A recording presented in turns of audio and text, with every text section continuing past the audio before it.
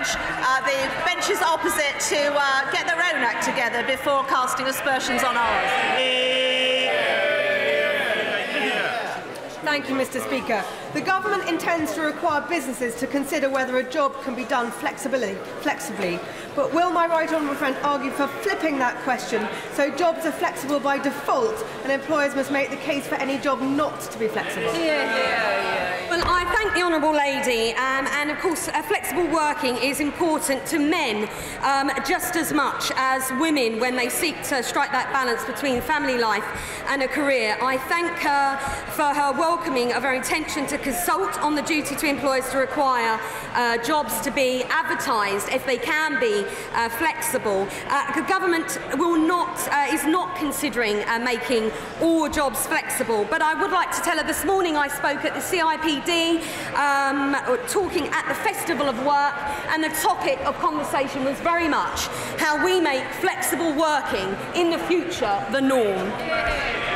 Thank you, Mr. Speaker. Despite York being a human rights city, the gender pay gap has increased since 2010 by a staggering 225%, with women being predominantly in low pay, part-time and insecure work. So how will the Minister invest in jobs, adequate number of jobs for women in our city? Well, I thank the honourable lady for her question. There is still a lot more to be done on levelling the gender pay gap, and I'm delighted to announce today the next round of grants to support women who face significant barriers when returning to work. The Advisa Partnership, the Forces Employment Charity, Empower People, Westminster Council, the Shapreza Programme, Beam and Liverpool Council are some of the grant awardees, and they will create opportunities for the most disadvantaged women in our society to achieve their full potential. Thank you, Mr. Speaker. Climate change is not gender neutral.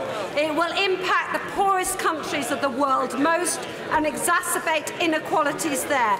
So will the Secretary of State for Women and Equalities join me in congratulating the Prime Minister on making sure that our country is the first in the world to legislate net zero?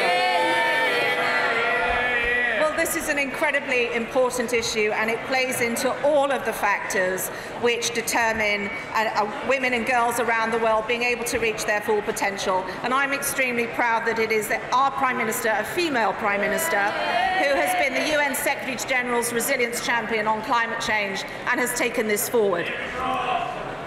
Speaker, can she tell us how many women hold senior rank in the UK Armed Forces and what she intends to do to increase the number of women holding high rank in the Armed Forces? Well, I have committed myself to this cause in ways that perhaps previous Defence Secretaries have not, by wearing a uniform myself.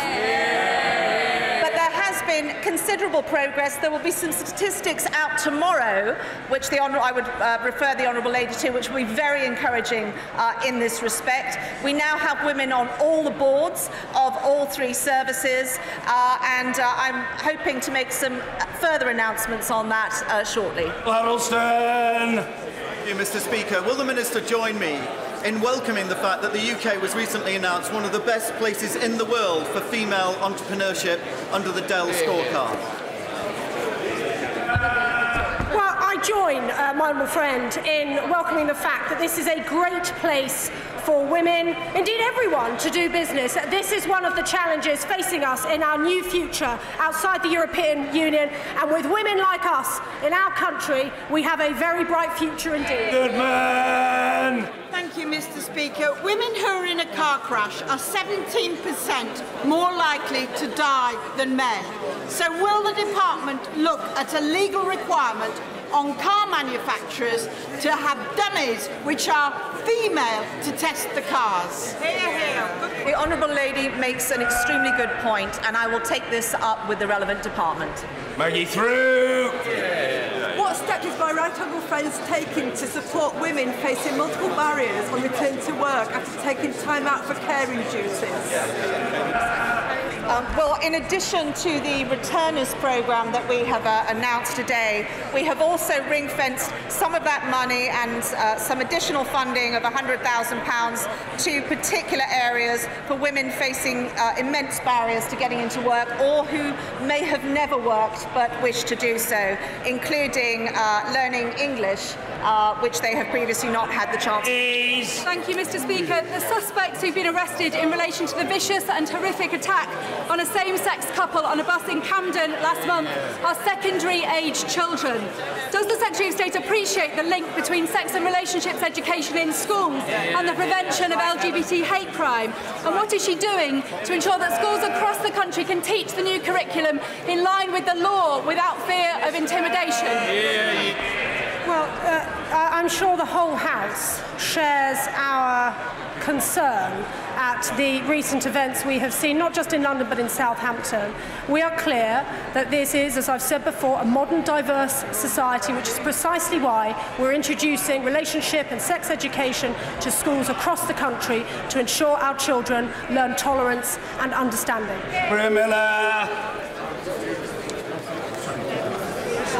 Domestic abuse and modern-day slavery are two issues that disproportionately affect women. Will my right honourable friend join me in thanking the Prime Minister for everything she has done to improve the legislation in this area and to help those women affected by these issues to have a better prospect, a better future in their lives?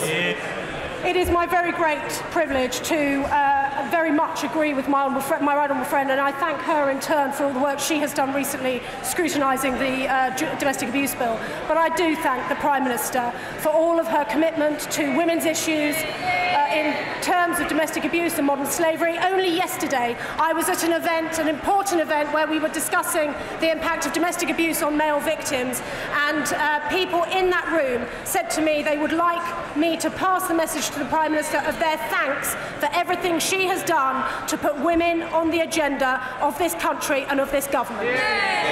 Order. Questions to the Prime Minister. Closed question, Mr. Michael Fabricant. Question number 1, sir. The Prime Minister. Thank you, Mr. Speaker. And before I answer my honourable friend's question, Friday marks 2 years since the devastating Grenfell Tower fire. The survivors and bereaved, many of whom lost everything, have endured so much with such dignity. Our highest priority has been to ensure the survivors receive the support they need, and we must learn all we can to make sure no one ever has to go through their experience again. Mr. Speaker, this week is also Carers Week. This gives all of us the opportunity to pay tribute to the enormous contribution that paid and unpaid carers make to our society. Now, turning to my honourable friend's question, I met the Mayor during my visit to the Kings Norton headquarters of the ADI Group. This was an excellent opportunity to see a successful West Midlands company doing its part to give young people a career. And yesterday's job figures show that not only has employment risen by over 300,000 in the West Midlands since 2010, this is something to be celebrated. Can I also celebrate my honourable friend's birthday today? And that of the Mayor of the West Midlands, who I believe had a birthday yesterday. Michael Fabricant. May I associate myself with my right honourable friend's earlier comments, if not the birthday greetings, for which I thank her. The West Midlands was the very first region in the country to launch its industrial strategy, and I think it's the best regional industrial strategy. Look, as this strategy is a shared endeavour between the region and the government, what further help can she give and the government give to realise its full potential? Well, can I say, my honourable friend is absolutely right to highlight the government's industrial strategy and to recognise the shared work that goes into those industrial strategies between government and the region and business. And we will be investing £20 million towards this region becoming the UK's first future mobility zone. That will be introducing new technologies to encourage more seamless and efficient journeys, investing up to £50 million to put the region at the forefront of 5G developments as a new innovative home to the UK's first multi-city 5G test bed, and £332 million from the government's Transforming Cities Fund to extend the city region's metro system. It's this shared vision for inclusive growth that shows how we can reach our potential and do so in a way that benefits all communities. Jeremy Corbyn. Mr. Speaker, today would have been the 90th birthday of Anne Frank had she survived but died in the Nazi Bergen-Belsen concentration camp in 1945.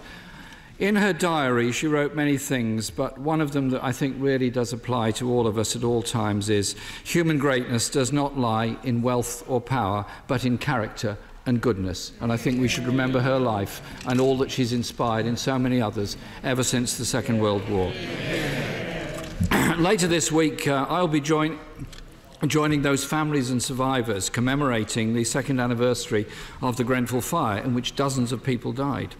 As Sunday's fire in the flats in Barking reminds us, there is still much more to do to ensure that people are safe in their homes in all parts of this country. As is traditional, Mr. Speaker, I'm sure the whole House will join me in welcoming the new member for Peterborough, my honourable friend who's sitting behind me today. The country, Mr. Speaker, is in crisis over Brexit. Manufacturing is in crisis. The Prime Minister's government has brought us to this point. And now the Conservative Party is once again in the process of foisting a new Prime Minister on the country without the country having a say through a general election. This Prime Minister created the Department for Business, Energy and Industrial Strategy in July 2016. Has the Prime Minister actually delivered an industrial strategy since then? Can I first of all echo the comments of the Right Honourable Gentleman in recognising what would have been the 90th birthday of Anne Frank. Nobody can have read the testimony of Anne Frank in her diary without being deeply moved and deeply shocked by what she had to live through. And that is, it seems to me, another reason why everybody across this House and across our society should do everything we can in the fight against anti-Semitism. Can I also take, this is my first opportunity to welcome the new Honourable Member for Peterborough to her seat in this chamber. The Right Honourable Gentleman mentioned the Business Department and Industrial Strategy. Well, it's quite obvious he'd written his question before he heard the answer to the question from my honourable friend, the member for Lichfield, which of course referred not only to our national industrial strategy, but also to our regional industrial strategies, which are making a real difference in creating the record levels of employment that we see in this country. Well, Mr. Speaker, the answer she gave has a sort of unreality about it all, really. Since... Let me explain. I'm trying to help you. If the members opposite could contain their excitement for a moment, I just thought I'd remind them that since 2016, when the Bays Department was set up, the labour force survey shows that there are 147,000 fewer people working in manufacturing in Britain. Apprenticeship starts are down by 25%, and manufacturing output fell by 3.9% in March and April this year, the largest fall for 2 decades. In the last year, Jaguar Land Rover, Honda, Vauxhall, Ford and Nissan have all announced UK job losses. Does the Prime Minister think her Department for Industrial Strategy has been good for that industry? Say to the Right Honourable Gentleman that I think this reveals an awful lot about him and the Labour Party's approach to these issues. The point of the industrial strategy is to make sure that we have the economy with the jobs of the future.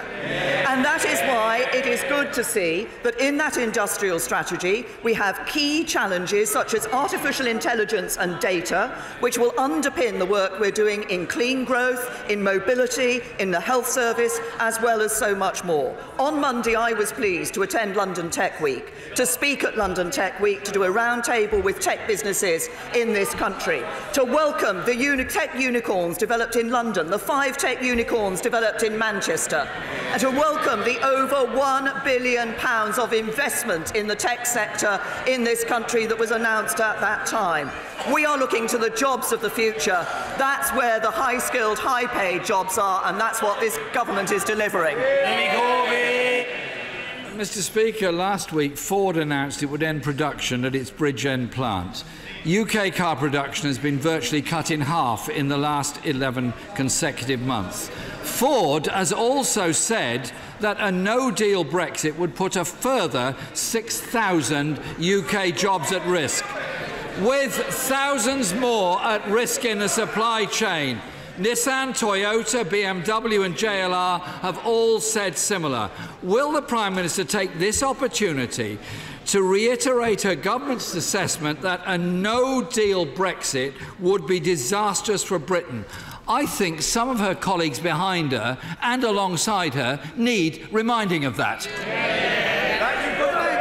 Can I say, first of all, to the right honourable gentleman, obviously the issue of the announcement by Ford is very worrying, and it's an uncertain time for workers and their families in Bridgend.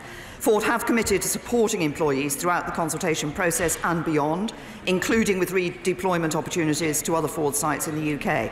But my right honourable friend, the Business Secretary, and my right honourable friend, the Welsh Secretary, have spoken to Ford, and we're working closely with them, with the Welsh Government. I spoke to the First Minister of Wales, spoke to me as well on these issues, and working with local stakeholders and trade union representatives to ensure that those skilled and valued workers are supported throughout this process.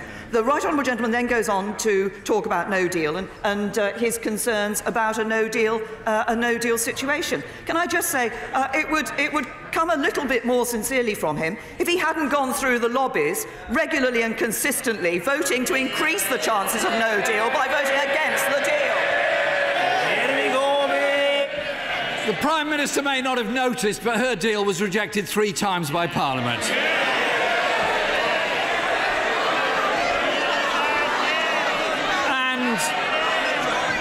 Mr. Speaker, another industry failed by the UK government is that of UK steel. Why didn't the government agree a deal to support our steel industry? Can I just say to the right honourable gentleman, I think the point he makes is exactly the point that I was making, which is the fact that, had the right honourable gentleman really believed that we should be leaving the European Union and doing it with a deal, then he would have voted for the deal. We could have left the European Union and actually we could be on to that brighter future already. We did work with British Steel. We worked with its owner, Greybull Capital, and lenders to explore all the potential options to secure a solution for British Steel. And as shown through the ETS agreement that the government put in place, we were willing to act. We continue to work with the official receiver and with the British Steel support group, that's management, trade unions, and with companies in the supply chain and local communities, to pursue every possibility, every possible step to secure the future of the valuable operations in sites at Scunthorpe, at Skinning Grove and on Teesside. And I myself will be meeting a group of members of Parliament from the region whose constituencies are affected later today. Well, since the government did nothing to protect the steel industry in Redcar, I hope they're going to do a bit better on Scunthorpe, where 5,000 jobs are at risk. The Bay Select Committee raises questions about whether the government actually entered into the negotiations in good faith. Another sector, Mr. Speaker, that has been failed by the government is that of the renewables industry. Solar installations are down by 94%. Onshore wind coming to a grinding halt. And they failed to back the very important, very exciting and innovative Swansea Bay Tidal Lagoon. They're failing on cars, on steel and on renewables. I know the Tory leadership candidates have been falling over themselves to confess to their past indulgences. But can the Prime Minister name an industry that is legal, that her government industry ministers have actually backed? To the right honourable gentleman, he talks about solar power Let's actually look at the facts. 99% of solar power deployed in the UK has been deployed under a Conservative government.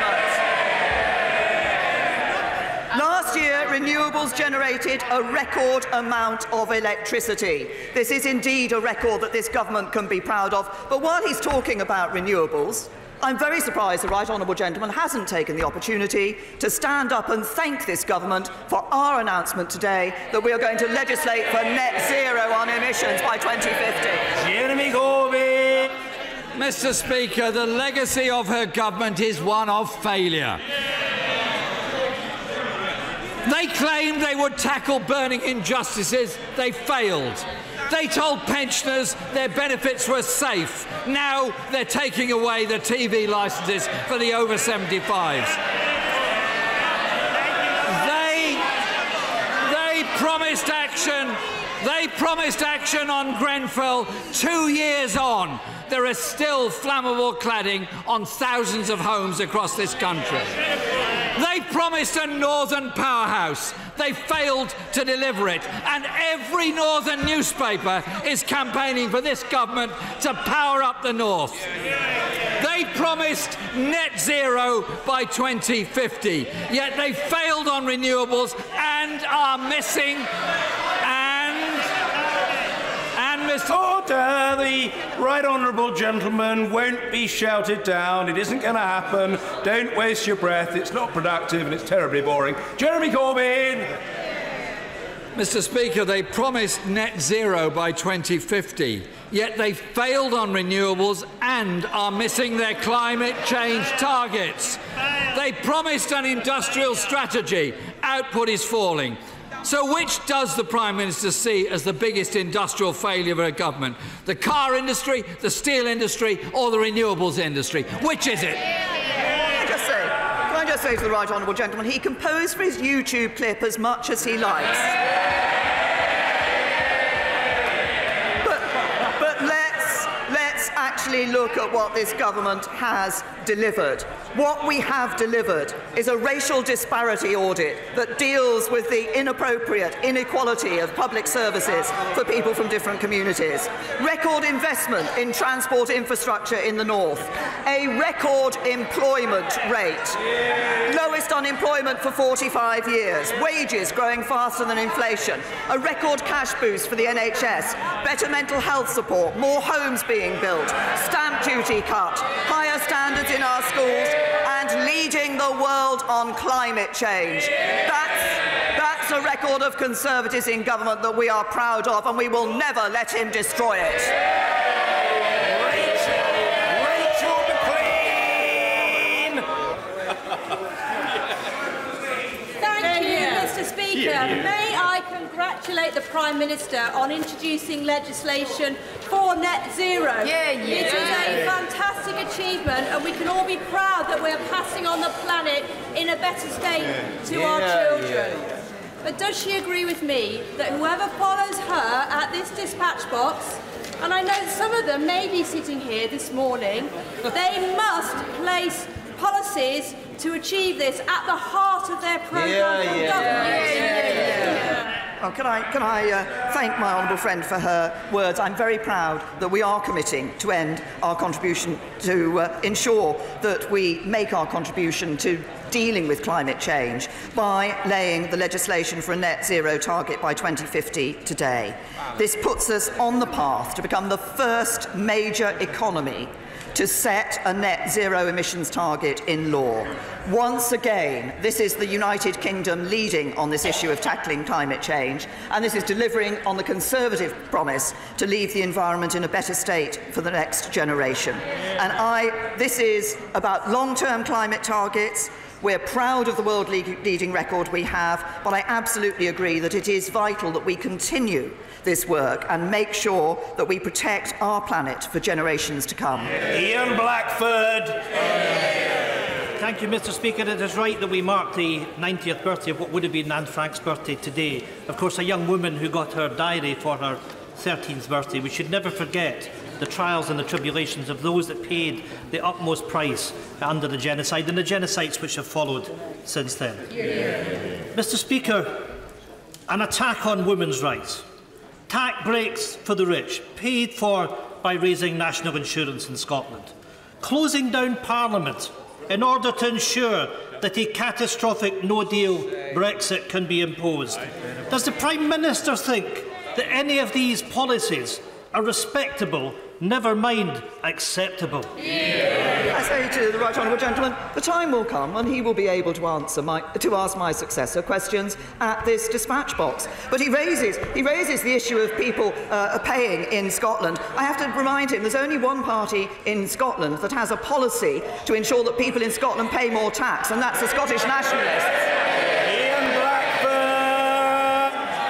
Thank you, Mr. Speaker. You would have thought after the time that the Prime Minister spent at the dispatch box, you would realise you're supposed to at least try and answer the question. The state of politics in this place is humiliating.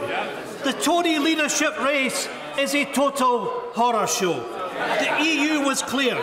Use the time wisely. And yet the Tories are obsessing with themselves at the expense of people across these islands. Just when we thought that things couldn't get any worse, they're even lurching further to the extremes. Mr. Speaker, the Prime Minister once described her party as the nasty party. Well, with candidates like the one announcing today, it is about to get a whole lot nastier. Does the Prime Minister agree that the fantasy fairy stories of the Tory party's candidates are nothing more than an assault on our common sense? And tonight, will she vote to stop any no-deal madness? Can I say to the right honourable gentleman, first of all, the motion that is on the table tonight is about whether or not the government should hand control of business in this House to the Labour Party and the Scottish National Party. And that is something we will not do. Can I also say to the right honourable gentleman, he talks about the need to use this time wisely. Well, he could have been using the time wisely. Had he voted for the deal we negotiated with the European Union, we'd have left the European Union and we'd be out with an orderly exit. Mr. Peterbone! Thank you, Mr. Speaker. The Prime Minister has led the fight against human trafficking and modern-day slavery. Her Modern Slavery Act has led the way in Europe. There are more prosecutions and convictions of traffickers now. However, the scourge of human trafficking continues worldwide. Prime Minister, your efforts in ending human trafficking have been superb. What efforts have you been able to make to encourage other leaders to follow your example? Well, can I thank my honourable friend for his question and also for the work that he has done over the years on this particular issue. I was very pleased to be at the ILO conference in Geneva last night and to speak about our campaign against modern slavery, but also to recognise that 90 countries have now signed up to the call for action against modern slavery that I launched in the United Nations, that we see other countries following our legislative example, the Dutch Senate recently, for example, Australia as well. We have seen President Buhari in Nigeria showing great leadership across sub-Saharan Africa on this issue.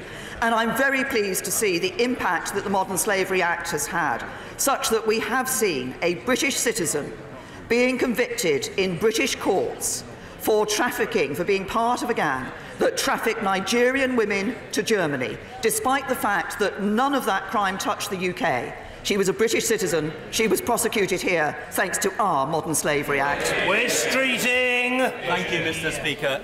In the event that a Prime Minister asks Her Majesty the Queen to prorogue Parliament against the express wishes of a majority of the House of Commons, whose advice would the Queen be obliged to follow?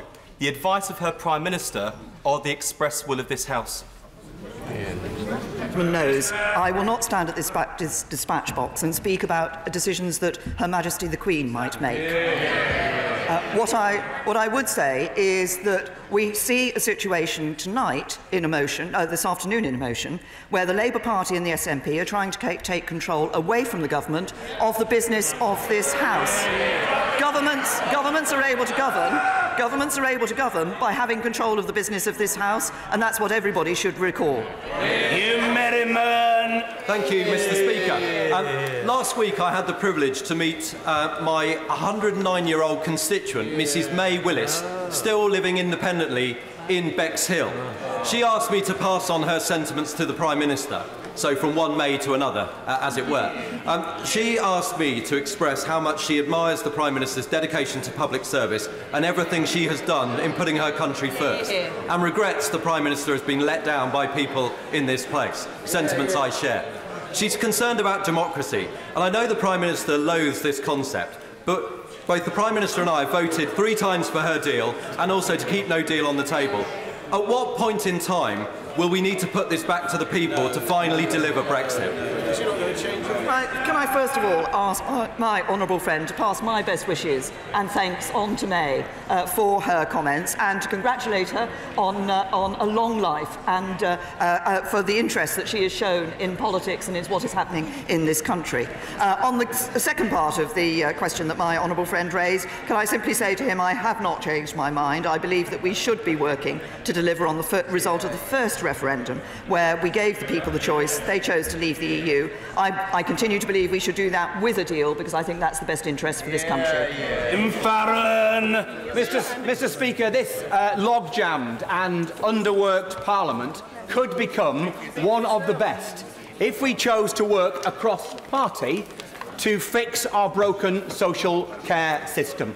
Through free votes, goodwill and hard work, we could both design and then enact a new deal for social care that would bring hope for the future to millions. So in this last few weeks that she has as Prime Minister, will she agree to meet with me and to establish a cross-party group so that we could bring this social care new deal to fruition? I say to the right honourable gentleman that we do indeed need to ensure that we can see a sustainable future for our social care system. That is why, at the earliest opportunity, the government will bring forward a social care green paper, and it will be open to all across this House to be able to contribute to the consideration of that. Stephen Crabb. Thank you, Mr. Speaker. Does the Prime Minister share the growing sense of alarm, both in Hong Kong and internationally, at the potentially destructive effects of its new extradition law on civil liberties in Hong Kong? And does the Prime Minister further agree that we in the United Kingdom have a special obligation to Hong Kong, and we should never be fearful about speaking up for freedom values on the island? Well, can I say to my right honourable friend that this is an important issue. We are concerned about the potential effects of these proposals, particularly, obviously, given the large number of British citizens there are in Hong Kong. But it is vital that those extradition arrangements in Hong Kong are in line with the rights and freedoms that were set down in the Sino-British Joint Declaration. We have been unequivocal in our views. We have been very clear from the outset that in engaging with the Hong Kong government, with the members of the Hong Kong Legislative Council and the Executive Council at all levels about our opinion, our view on this issue. As I say, it is vital that those extradition arrangements are in line with the rights and freedoms that were set down in that Sino-British Joint. The Prime Minister has always said that she believes in fairness. So can I ask her, would it be fair to have a taxation policy which massively benefits by introducing tax cuts for the top and richest 10% in our country? What is her answer to that? Does she think that's fair? Can I say to the honourable gentleman, what I think is fair is what this government is doing, which is under this government we have seen the top 1% paying more in income tax than they ever did under a Labour government. And what's more, we have been delivering tax cuts. Over 3 million people taken out of paying income tax altogether, and over 30 million people with a tax cut. That's what's fair. It's more money in people's pockets. That's what we as Conservatives have done for people. Andrew Griffiths. The Prime Minister will remember that just 2 months ago I raised the case of Nicola Morgan-Dingley. Nicola was 36, she was a marathon runner, she was a fit and healthy woman when she was diagnosed with triple-negative breast cancer.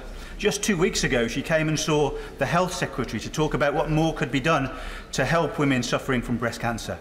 Sadly, on Sunday, Nicola lost her battle. Charities such as Breast Cancer Now are demanding that women in families where there is a history of breast cancer should have access to testing earlier. Will the Prime Minister leave a real legacy by ensuring that those women have the opportunity to beat cancer in the future by having testing earlier. Well, can I first of all extend my deepest condolences to Nicola's family and friends. It is that the news that my honourable friend has brought to this House is indeed terrible news, and I'm sorry that we have seen this happen particularly so shortly after Nicola was able to speak with the Health Secretary. I will look at this issue with the Health Secretary. One of the benefits of the 10-year plan that we're putting in place and the cash boost we're giving to the National Health Service is to be able to put more emphasis on early diagnosis. And I think this is so important, and this is an element that we will certainly want to look at. Thank you, Mr. Speaker. I welcome this Prime Minister's announcement to commit to net zero, but this doesn't go far or fast enough. It must include aviation and shipping, and it mustn't shift our problem to developing nations through offsetting. When will we see the urgent and radical steps needed to address this climate emergency? To the honourable lady that we are taking what for many will be seen as a radical step, as a very key step in dealing with this issue. We have been making good progress as a government over the years. I think it is important that we give this commitment, but I also want to see, because we're about 2% reckon about 2% of this problem across the world. What is important is that others follow our lead, and that is what we will be working to see. Tory apprentice. Mr. Speaker, there can be little doubt that this Prime Minister knows what a feminist looks like. And I would like to thank her for all she has done to progress equality. Does she agree with me that there is still a long way to go?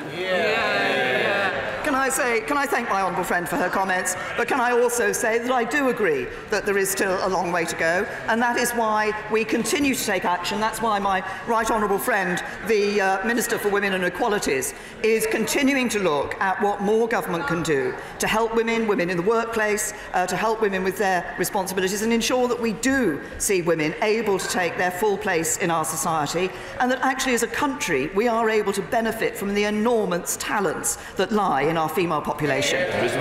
Mr. Speaker, the Prime Minister knows I've tracked her impressive career for 22 years, from a June day when I heard her maiden speech. But could I say to her today, could I ask her a question, will she change her mind about cutting and running? With her integrity, her experience, indeed, can I say her moral compass, this parliamentary democracy is in crisis. Why can't she stay here, even come on the back benches, and give some of the people that will take over after her a bit of the medicine that they've given her? Well, can I just say, the honourable gentleman refers to my staying here. I will indeed be staying in the chamber of the House of Commons, because I will continue as a Member of Parliament for my constituency. But can I also say I'm a woman of my word. I gave my word to my party as to what I would do, and I stand by that word. But I'm also very tempted to say to the honourable gentleman that, of course, we might not be in this position. He says he doesn't want us to be in this position. We wouldn't be in this position if he had voted for the deal. Sir Oliver Hill. In the light of yesterday's Charity Commission report and today's report by the Oxfam Independent Commission, does the Prime Minister agree with me that there's a role for government and other major donors in ensuring and enabling a strong ethical structure for the whole aid sector, good governance, and to ensure that, as well as doing good, these important bodies do no harm?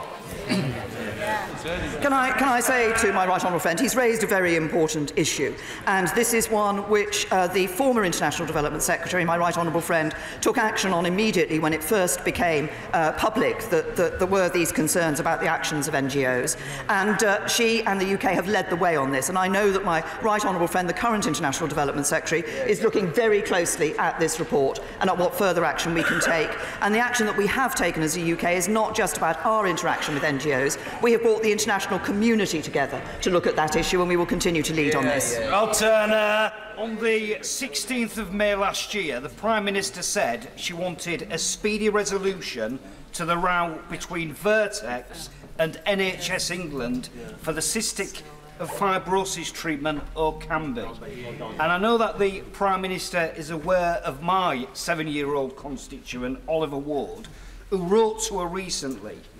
In his letter, he pleaded with the Prime Minister, saying, "Why am I still waiting? I need these medicines before I get too sick." Will the Prime Minister please meet with him and his mother Emma to discuss what she can do personally to end this burning injustice so that Ollie and other CF sufferers can live long and healthy lives? Well, can I first of all say to the honourable gentleman, he has indeed raised this issue with me previously, and our thoughts, my thoughts, and those I'm sure of the whole House, are with Oliver and with his mum Emma. I understand my right honourable friend, the Health Secretary, has in fact written to the honourable gentleman this morning about this issue. We have seen, it is obviously we have the process whereby NHS England look at these issues. I understand NHS England have made a revised and improved offer to Vertex Pharmaceuticals. Vertex should have heard the concerns that have been raised, the very real case studies that have been raised by members in this House. I believe Vertex should now accept the offer NHS England has put on the table so that this drug does become available to Oliver and others. John Stevenson. Mr. Speaker, Prime Minister, until recently the probate registry has provided an excellent service. This is not now the case. There are very extensive delays due to proposed rationalisation, new technology being introduced and the prospects of increased probate fees. This poor service is causing practitioners difficulties and distress to families due to the loss of house sales. Can she therefore do everything to ensure that this service improves rapidly, and can she also confirm that the proposed probate fee increases will now be withdrawn? I say to my honourable friend that I recognise the concern which the situation that he's described in terms of the delays in dealing with these issues must be causing many people. I will ensure that the relevant minister looks very carefully at this issue and responds to my honourable friend. Sir David Crosby.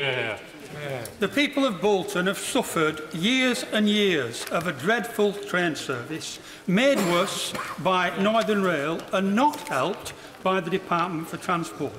Now, in some respects, Mr. Speaker, it's sad to see the Prime Minister stepping down, but as she's going anyway, could she please take the Secretary of State for Transport with her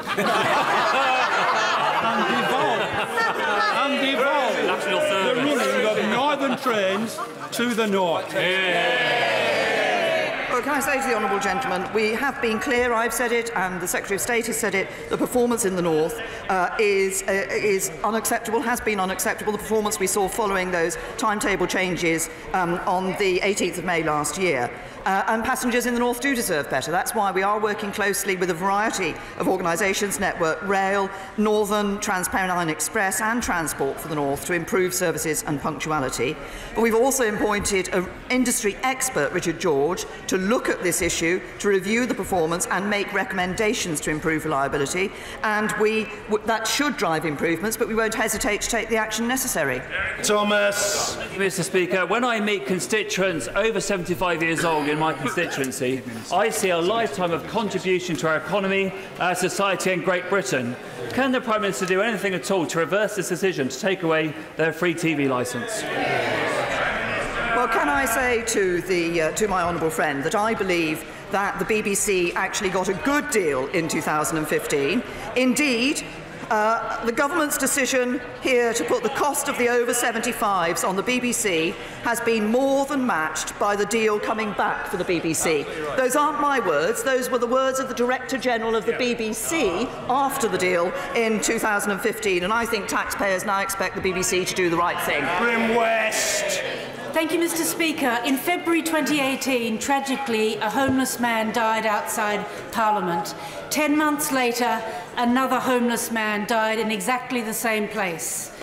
Will the Prime Minister deal with this terrible Dickensian situation, and in the dying days of her premiership, will she address this burning injustice of homelessness where we have to step over the bodies to enter Parliament? can I say to the Honourable Lady that, of course, we are all concerned about the issues of homelessness, about the issues of rough sleeping, and all concerned when we hear and see the stories that she has quoted. The latest figures on rough sleeping actually show that the number of people sleeping on our streets is down for the first time in 8 years. That's because that action has been taken. It's a step in the right direction, but of course there is much more that we need to do, and that's why we've set up the new strategy to end rough sleeping altogether, which is backed by an initial £100 million. We're determined to make sleeping on the streets a thing of the past. Go Burton! Mr. Speaker, would my right honourable friend the Prime Minister agree with me that for families who've worked hard all their lives to own their own home, like many people in Stoke-on-Trent South, we must resist Labour's attempts to threaten their livelihoods with a pernicious land tax on their homes? I absolutely agree with my honourable friend. Sadly, this is an idea that the Labour Party has brought forward in the past. We rejected it wholeheartedly in the past. We must continue to reject it. As my honourable friend says, many people have worked hard in his constituency and others to achieve that dream of owning their own home, and we should be supporting them. Carol Monaghan. Thank you, Mr. Speaker. Many people who are responsibly recycling plastic are unaware that these supposedly recycled materials are actually being shipped to the developing world, where they are stockpiled or burned. The Prime Minister has talked tough on climate change. Will she now leave a true legacy as an environmental champion and follow Canada's lead in banning single-use plastic? Well, ladies, actually this government has been taking a lead in single-use plastics. We have been taking action in relation to plastics. I'm pleased to say that we are also encouraging other countries around the world. The alliance we have with a number of countries in the Commonwealth on this issue is also seeing action being taken. We're particularly concerned for small island states in relation to marine plastic. So we will continue in the fight against single-use plastic, but this government has a record to be proud of. Ellen Whately. Thank you, Mr. Speaker.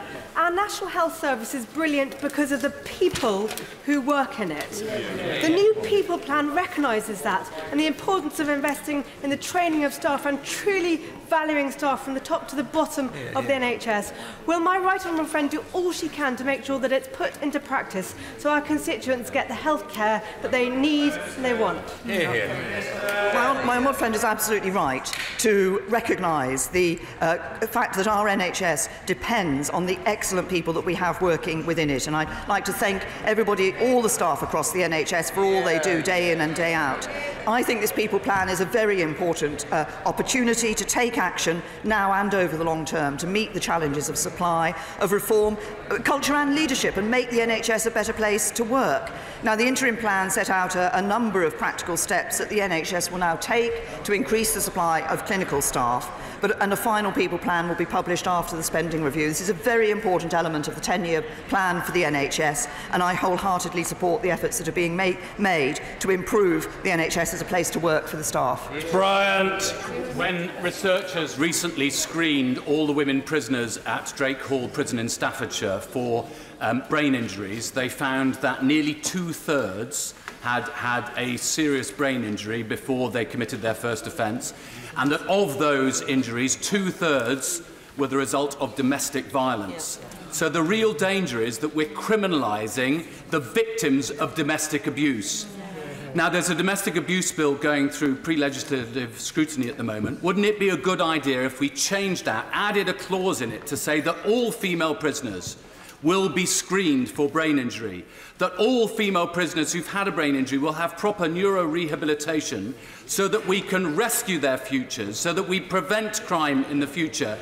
And if she's got some spare time, could she co-sign that amendment with me, perhaps as Vice Chair of the All-Party Group on Acquired Brain Injury? Can I say to the honourable gentleman that this issue of brain injury for prisoners is one that we do take very seriously, and indeed action is being taken by the Ministry of Justice to look very carefully into this issue. Obviously, I look forward to the debate that will take place. I've had many invitations across this chamber in the past. I've never quite had this invitation from the honourable gentleman in the past. I have to say to him, I think it is an invitation to work with him that I will approach with caution, given some of the arguments we've had in the past.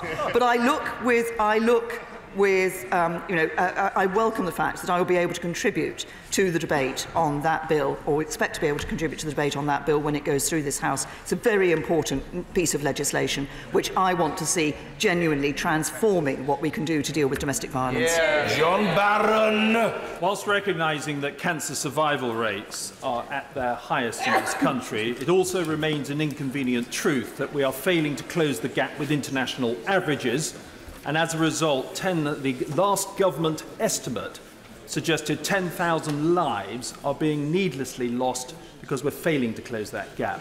When she has the discussions with her health secretary, I know she recognises the importance of early diagnosis, but would she look at a key recommendation of the All-Party Group on Cancer and many others in the sector of putting the key one-year outcome indicator into the heart of our cancer strategy? Because the only way you can improve your one-year figures is to diagnose earlier. This is an issue on which my honourable friend has been campaigning long and hard, and I congratulate him for the passion with which he has done so. It is right, as I said earlier, that in the 10-year plan for the NHS, that early diagnosis is one of the elements, and particularly around certain aspects of cancer, they are looking very carefully at what can be done to ensure that early diagnosis. So I'm sure they will look at the proposal that my honourable friend has put forward. Austin. Thank you, Mr. Speaker. We've got ambitious plans for Dudley with a new technical skills centre to provide technical apprenticeships and university-level skills in industries like advanced manufacturing, digital technologies, low-carbon industries and autonomous electric vehicles. So before she leaves office, will she accelerate the Stronger Towns Fund and enable us to bring new investments, new industries and good, new, well-paid jobs to the Black Country? Well, can I, as I don't know whether the honourable gentleman will get an opportunity to ask me another question on PMQs over the coming weeks, but can I take this opportunity of recognising the significant work that he has done with the Holocaust Education Trust? And I think as we recognise this would have been the 90th birthday of Anne Frank, I think it is very important that we recognise the work that is done by that trust and the honourable gentleman's contribution to it. He's raised the issue of the Stronger Towns Fund, and he's absolutely right. We've got a notional allocation of £212 million for the West Midlands.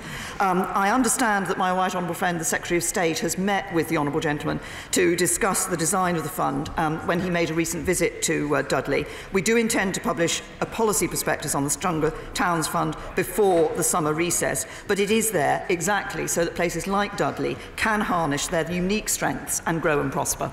Sir David Amis. My right honourable friend found time today to look at the Ombudsman's report into mental health services in my region with its worrying criticisms of leadership failures. And if I say to my right honourable friend, I've now been involved in 10 leadership parliamentary elections, so will she reflect on the fact that I will be supporting my colleague who respects the referendum result, makes Southend-on-Sea a city and continues to prioritise mental health services?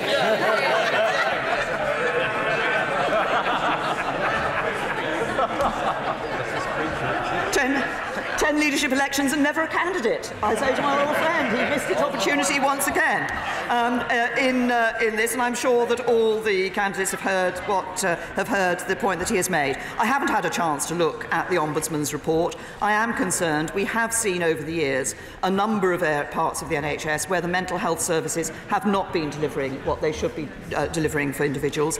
It's important, as we have put mental health as a central part of what we want to see developing and improving in the health service in the future, that we look not only at the money that is being put in, but at actually how, at local level, trusts are operating and delivering services. Well, the honourable gentleman might not have been candidate so far, but he's scarcely at the midpoint of his parliamentary career, and we know not what awaits us or him in the future. Caroline Lucas. Thank you, Mr. Speaker. On the climate emergency, the Prime Minister will know I wanted to go further and faster. But I do congratulate her on facing down the Chancellor by legislating for net zero by 2050.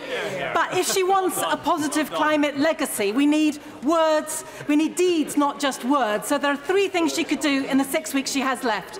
Will she cancel the expansion of Heathrow Airport?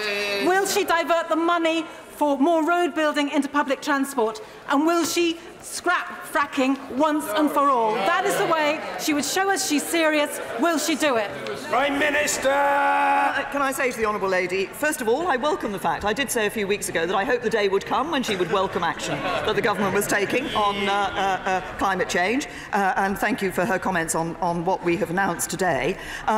This was a decision taken across government. It is supported across government. I think it is an important decision for the future. She says put into action, not just words. She will have noticed that we haven't just said that we're going to have this net zero target. We are actually introducing legislation to put that net. That is action, not just words. Yeah. Thank you. Order. Statement. The Secretary of State for Business, Energy and Industrial Strategy. Secretary Dr. Greg Clark. Here, here.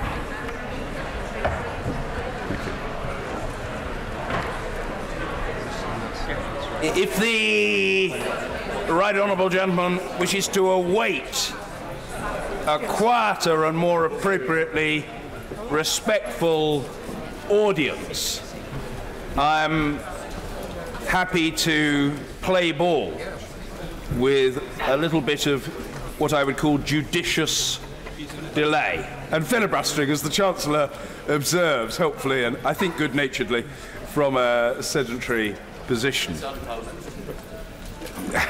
The statement, the Secretary of State. Secretary Dr. Greg Clark. I'm very grateful, Mr. Speaker, for your permission to give this statement on legislation that I have tabled today to end our country's contribution to global warming. There are many issues in this House on which we passionately disagree, but there are moments when we can act together to take the long-term decisions that will shape the future of the world that we leave to our children and our grandchildren. Just over a decade ago, I was the Shadow Secretary of State for Energy and Climate Change when the Right Honourable Member for Doncaster North secured royal assent for the landmark 2008 Climate Change Act. And I was proud, on behalf of my party, to speak in support of the first law of its kind in the world, setting a legally binding target to reduce greenhouse gas emissions by at least 80% by 2050 relative to 1990 levels. And today I'm proud to stand on this side of the House to propose an amendment to that same Act, which will enable this Parliament to make its own historic commitment to tackling climate change. A commitment that has been made possible, Mr. Speaker, by many years of hard work from members across this House of Commons on both sides and, of course, beyond. I want to thank in particular Lord Deben for his leadership as chair of the Independent Committee on Climate Change, as well as that committee's members and staff. And also to the Honourable Member for Leeds West and my honourable friend, the Member for Cheltenham, for their recent bills that have paved the way for today's legislation.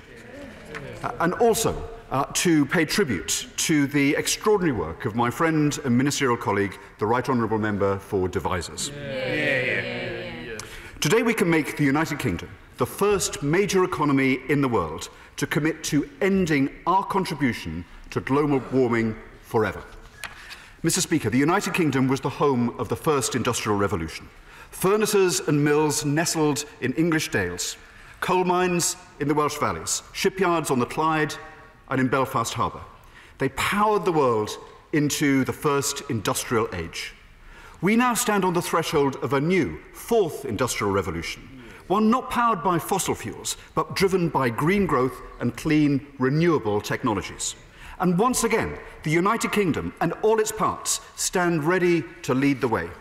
It's right that economies like ours, which made use of carbon-intensive technologies to start the first industrial revolution, should now blaze a trail in the fourth industrial revolution. And whether it be through our global offshore wind industry, our leadership on green finance, or our unrivaled research base that is leading the charge on electric vehicles, we're showing the economic benefits of how cutting emissions can help grow our economy. Through our industrial strategy, the UK is already forging that future, leading the way in the development, manufacture and use of low-carbon technologies. By responding to the grand challenges that we've set, including the future of mobility and clean growth, we're already creating thousands of new jobs right across the country. And we're showing that there is no false choice between protecting our planet and improving our prosperity. We can and we must do both. Indeed, low-carbon technology and clean energy already contribute more than £44 billion to our economy every year. In 2017, energy-related carbon dioxide emissions in the UK reached their lowest levels